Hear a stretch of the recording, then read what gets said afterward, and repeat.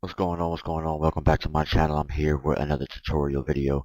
You may have seen some of my other tutorials previously on console. I did one for the T80 wheel by Thrustmaster. That's the cheapy wheel, like $100. I did another one for the T150.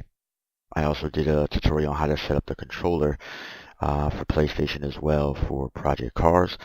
I think I did one for Project Cars too. I'm not exactly 100% sure about that.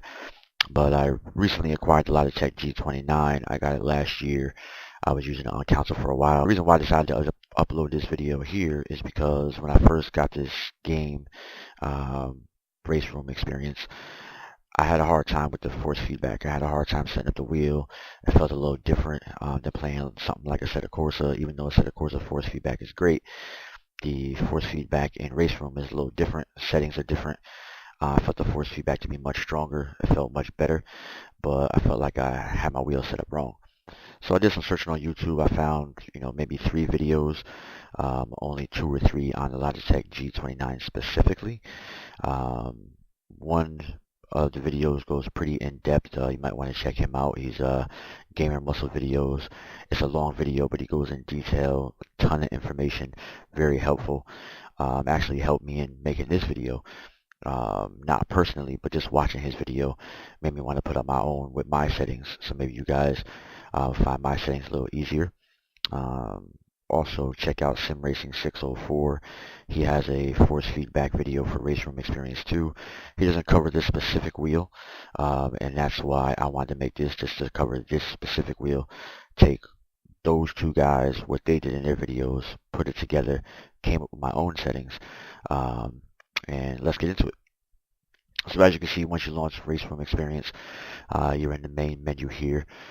First thing you want to do is go to this cog wheel up in the right corner. Once you click that, it's going to bring you to the settings menu. Inside the settings menu, first thing you want to do is go to control settings. So I did here. Now you can see on the right hand side, you have the Logitech G29 Custom 2. That's my custom profile I have set up for this particular wheel. Your wheel may not look like that at first, so when you first start the game, you probably want to go to controller profiles, hit detect controllers. Once you detect the controller, the Logitech G29 should show up in this list here, in which case you just want to select it. Once it's selected, you'll have these 2 little icons in the left hand side of the box showing you that that's the one that you're actually using. Now once you have that down pat, you want to go into editing your assignments. You don't have to use mine. This is just how I have my particular wheel set up. It's just standard steer left, steer right, accelerate, brake. I don't use the clutch. I use automatic clutch with the paddle shifters. I also have the 8 shifter from Logitech. I use that on some of the older cars. Works pretty good, especially with the automatic clutch. Now the brake bias, I have set up to the buttons in case I need to adjust my brake bias from time to time depending on the car I drive. I do have the ignition set up and the starter. There are some cars in the game or some races in the game where you're going to have to use that, so you might want to set that up. I have it set up to my D-pad, so my down D-pad is for the ignition, and then my up D-pad is for the starter. It's just something maybe you guys want to do. And like I said, I do have the 8 shifter, so my gears are set up to correlate with that particular shifter. Now, that's pretty much it as far as my assignments go. My driving view, how I adjust the camera, is set up to my square button. Look left, left, right are the 2 top, I believe that's R2 and L2 buttons. And then to look to the back, I have it set up to, I believe, the R3 button. And I do have my keyboard set up to adjust the seat from time to time. It just depends upon what car I'm in. The view might be a little off. I try to set the field of view as close as possible just because you don't want to be far away. But the real reason why you came here is to look at the advanced settings. When you go to advanced settings here, you have all your standard stuff. Up here in the top, you're going to have your response. So this is where you can turn the wheel left to right. It'll show you up top if it's centered or not. You push the gas pedal. It'll show you if it goes to 100%. Brake pedal, 100% when you push it all the way down. And then of course the clutch pedal, which I don't have set up.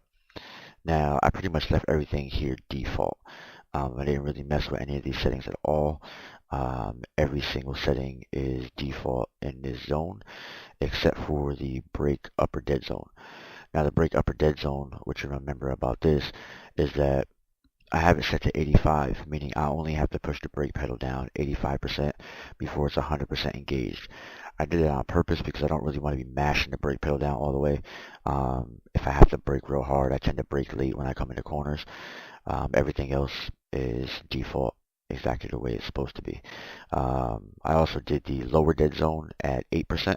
I have a tendency to drive with both feet, so I kind of rest my foot on the brake pedal from time to time. That's a little tip I picked up from, I believe it was Sim Racing 604. He does the same thing. Now, for the force feedback settings, obviously force feedback is on.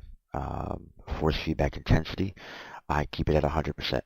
Now, Logitech G29, it's not the top of the line wheel, it's kind of like your mid-range wheel, but it definitely has strong force feedback. It's smooth.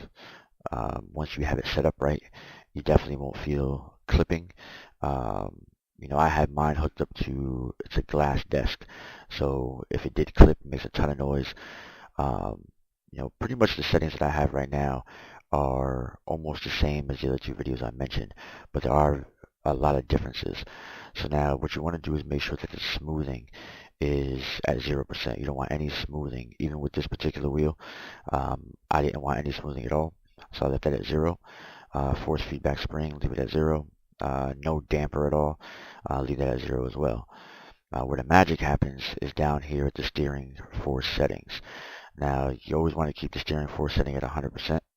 Now, understeer. Now, the other two videos I mentioned with Gamer Muscle videos and Sim Racing 604, you'll see if you watch those videos, they have the understeer setting at pretty high percentage. Sim Racing 604 has his at, I think it's like 80%. The other guy has his at 60%. Now, I tried those settings. For me, it didn't really work. The reason why it didn't work is every time I was turning the wheel, I would have an aggressive shake to the wheel, an aggressive vibration, even if the car wasn't understeering. So, yeah, it's great so you can tell if the car's understeering, but you should be able to tell that even with it at 5%. I don't want the wheel to exhibit any type of false force feedback feeling. Coming from project cars, using jack spade settings, I don't want any artificial type of force feedback interfering with the way the car should feel in the first place. So I personally tried it at 60. Didn't really like it. I bumped it up to 80. It was way too strong. So I bumped it all the way down to 5%. 5% is perfect. You can still feel the understeer when the car starts to, is having trouble turning the corner, but it's not too aggressive and overbearing. The vertical load, I bumped this down to 40%. I believe it's set at 50% by default. Steering rack, leave that at 100%. That's what it is default. Now, once you get down to force feedback effect settings, these are all your settings that are going to give you artificial force feedback. So your slip effect, your engine vibration, when you shift a gear. If you're into that kind of thing and you want the artificial feedback, cool. Me, I want the car to feel as natural as humanly possible in a virtual world. So I personally took the slip effect and bumped it down to 10%. You'll see the other two videos where that particular setting is bumped up pretty high, maybe 50, 60%. And the slip effect is basically when you're turning a corner, the car starts to slide out, the wheel's going to give you a vibration and let you know the car is sliding out. I can tell that's happening even with 10%, so I don't need it bumped up that high. Engine vibration, it's a personal preference type of thing. If you rev the motor or, you're sitting at a standstill, do you want the engine to vibrate through the wheel? Again, personal setting. I personally, again, don't want artificial force feedback going through the wheel, interfering with how the car is supposed to drive. Curb vibrations. Now, some people might say, oh, well, you want to know if you hit a curb, and you're going to want that setting a little on the high side. You don't need to. So the force feedback in the game is strong enough and intuitive enough where you can have this setting at 0, and when you hit a curb, you are still going to feel it through the wheel. It is still going to be strong. It'll still rattle your arms if you hit the curb too hard, or go over a rumble strip. So you're definitely going to feel it in the wheel with it at 0%. I promise you that. Shift effect. Some people want to bump it up to 5%. I personally keep it at 0. I don't need to feel the wheels shake every time I shift. Again, that's another artificial effect that I don't want to have in the vehicle. Also, you have collision effect. That's default by 50. So feel free to use these settings if you want to give them a shot. Like, subscribe. If you like the video, definitely hit that like button. You want to see more, definitely subscribe. I got a lot more videos coming. One thing that I found through Gamer Muscle 604, even though his video was fantastic, covered a ton of information, one of the things I followed in his video, which I found out was a mistake, is when you are going into the advanced settings. Let me actually go back here. Gameplay settings, this has a little bit to do with the steering animation. So up here, I'd like to see the hands when I drive. Some people don't like that. Again, it's a personal preference type of thing. I have my steering animation to match my setup. My wheel rotation is set at 900 degrees. Now, with the wheel set up at 900 degrees and the steering animation matching the setup, I use Logitech G, which I had that set up to Raceroom's profile. What that allows me to do is when I'm driving, if a car's degrees of rotation changes from 900 to 540, etc., the wheel will automatically change with the game. And that's what you want to happen. And I'll show you what that looks like in a minute. So if we go back here into, let's just jump into a practice session real quick. We'll take the Audi and we will take it on, let's see, we'll take it to Brands Hatch. So we'll go on Brands Hatch, and now what I'm going to show you is you have a section under car setup. Now once you go into car setup, you have an option to do steering settings. Now that steering settings is going to be independent for every vehicle that you drive, and that's very important, and I'm going to show you why. Now when you go into car setup, you have these different settings here. Now steering settings is what I want you to pay attention to. The wheel range, this will change depending on what vehicle you're driving. So it's not going to always be 540 degrees, it's not going to always be 900 degrees. What you don't want to do is, if this wheel range is set to 540, 180, whatever it may be, you do not want to change this wheel setting in the game to 900 degrees. If you change it to 900 degrees, what you're basically doing is telling the game, I have a 900 degree rotation on my wheel. I want the car in the game to have the same rotation. You are now taking the car out of its natural element, and you're going to have to turn the wheel way too far in order to take tight corners. So whatever this wheel range is, you want it to keep it that way. The Logitech wheel will automatically adjust to compensate for the change in degree of rotation in game. Now the steering lock. Steering lock, as I understood it from how it was explained by Gamer Muscle videos, is this particular setting. If you turn it all the way down, the wheel turns slower. If you turn it all the way up, it turns slightly faster. It also magnifies some of the force feedback. I keep it at 15. The force feedback multiplier also controls the weight of the wheel. So if you prefer to have a lighter wheel, you could turn this all the way down to 1. If you're Superman and have really strong arms, you could bump this all the way up to 10. I would not recommend that because it's going to be like you're driving a car with no power steering. So personally, I like to keep it, depending on what car I'm driving, between 2.3 and 2.7. That should give you a natural feel of what a wheel should feel like in a race car or whatever car you happen to drive. Now, I'm going to keep it at 2.3. I'm going to go back here and we're going to just load up a quick race. I didn't intend for the video to be this long, but it's a lot of information. You know, some of the videos, they just point and click, and nobody's really telling you what all these settings actually mean. And, you know, that could be a good thing, that could be a bad thing. Personally, I want to know, you know, when I'm playing a game or I'm trying to get a setting, I want to know what these settings mean. You don't have to go in serious detail with it, but at least tell me, you know, the settings that I'm playing with, what they actually mean. Now, remember before I was telling you that you have the ignition and you have the starter. Now right now, my car's not started. So if I hit the gas, which I'm pushing on the pedal right now, nothing's happening. I push down the D-pad, you hear that little noise, and then I push up, now the car started. So there you go.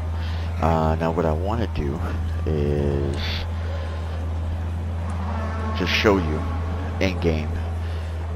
My wheel in person is moving exactly the same as the wheel in game, even though my degrees of rotation is 900 degrees, because the game has the car set at 540. My wheel is automatically set to 540. So that's going to be full lock, and that's going to be full lock. Now, is your wheel going to stop when you hit full lock? No, because your wheel's still going to want to go 900 degrees. It has a soft lock at that full lock in game, but not a hard lock. So just keep that in mind. Now, I'm not going to run a full race or just a full practice session, just due to the fact that, you know, you guys need to go out and try it on your own. So again, if you liked the video, definitely hit that like button. You want to see more content, definitely subscribe. I will have a couple more videos coming out in regard to some hot laps I'm doing. I also am currently competing in the endurance challenge for Nürburgring Nordschleife, and watch out for the video coming out for that. I recently just ran that race, and with these settings, how I have my force feedback set up, and my ability to actually drive in the game, I'm actually ranked right now, at the time of recording the video, 223rd in the world. So yeah, it's 223rd in the world. It's not top 10, but I'm not the fastest guy on the planet.